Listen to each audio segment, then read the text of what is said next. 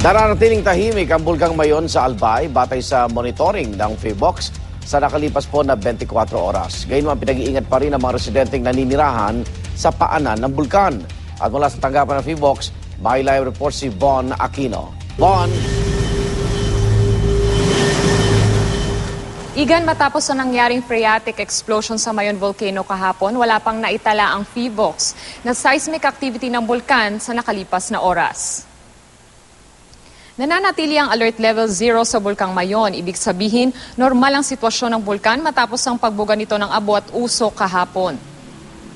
Ayon pa sa PHIVOLCS, hindi agad na-detect ang isang steam-driven eruption dahil nabubuo raw ang mga ganitong pagsabog sa loob ng mahabang panahon. Wala pa mga aktibidad na naitatala sa nakalipas na mga oras na nagbabala pa rin ang PHIVOLCS lalo na sa mga naninirahan sa paanan ng bulkan.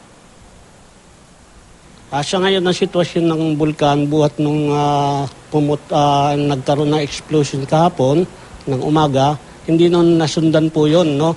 Dahil yung nauna po naming prediction na sa alert level 0 pa rin po tayo, wala po kami nakikita yung ebidensya or precaution na magkakaroon ng magmatic activity ito, ano?